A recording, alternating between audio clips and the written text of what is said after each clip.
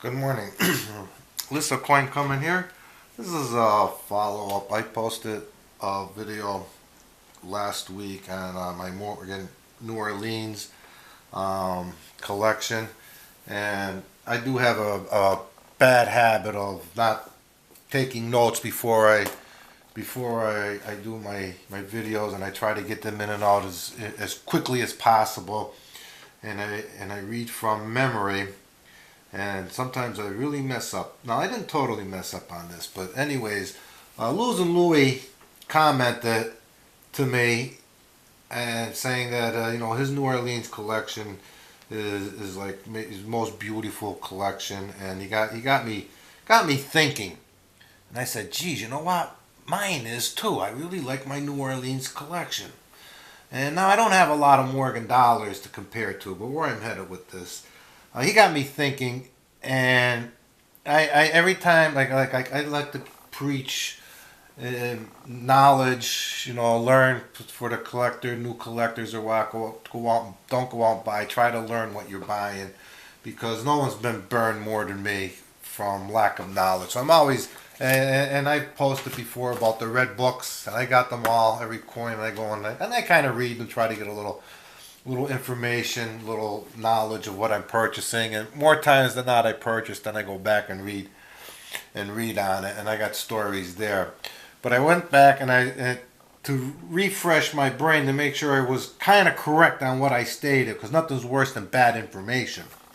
And I was reading on the New Orleans Mint, and I believe I got like most everything correct on it, saying that it was it was the coinage commenced in 1838.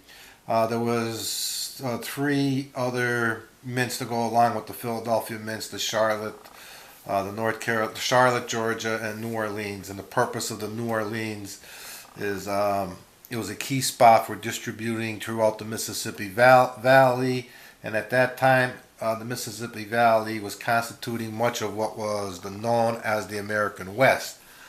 And I got to thinking, and now you have to understand what you're reading, Richard, here. And again, now here's where I made my bonehead mistake, and I apologize for it.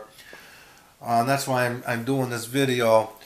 Is when their coins were being distributed, but then when the Civil War came and the Confederate forces kind of took it over to run the mint, and then they ran out of silver, and they stopped it, and then the Union obviously comes down and wins and takes it over, and they reopened it in I think like 1878, but they didn't start printing or stamping the Morgan dollars into 1879, which I believe I said, but I don't believe in here. They said they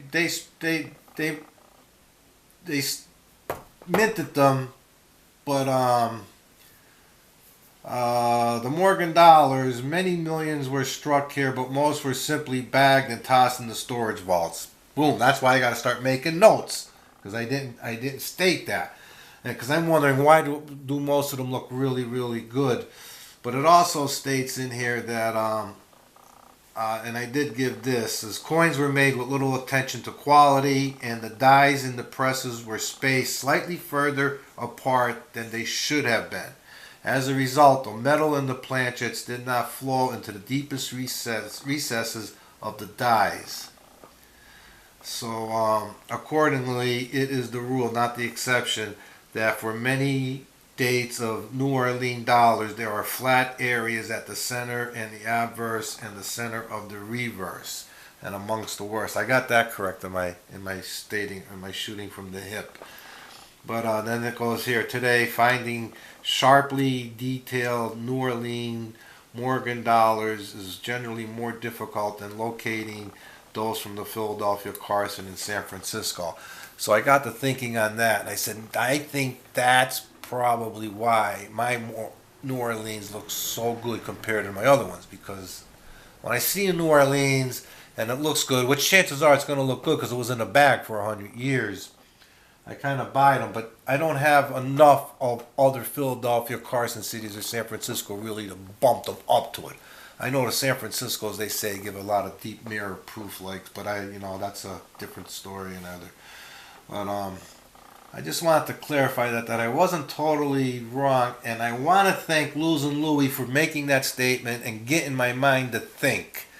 And I appreciate that very much. That was a good statement, and it makes me now I think it's better that you sit down with a book open instead of speaking from your brain, because and understand what you're reading.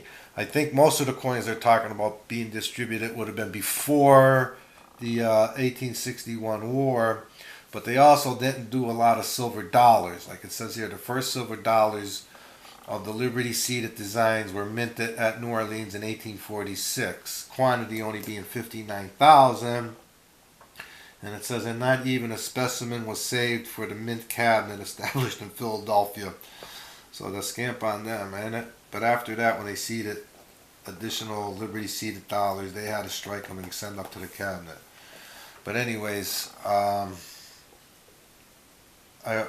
hope that I didn't turn people off on me with my last video. I don't think I was totally wrong, but it wasn't totally correct. So I wanted to come in and clarify the way I am, and that's a bad habit, shooting from the hip. And thank you again, Lou, for not pointing it out to me, but like just that your statement got me thinking. And I said, you know what, you got to sit down and because I wasn't totally wrong, I wasn't totally right, but you want to be, when you're giving out information like this, you want to be totally correct, or as close to being totally correct as you can, because that's my line of thinking. I hope I do better next time, and I'm going to do a short video on this, on one of the ways of identifying a fake Morgan dollar. I hope you watch. Thank you again. Thank you, Losing Louie. Rich from Melissa Coin. Thank you.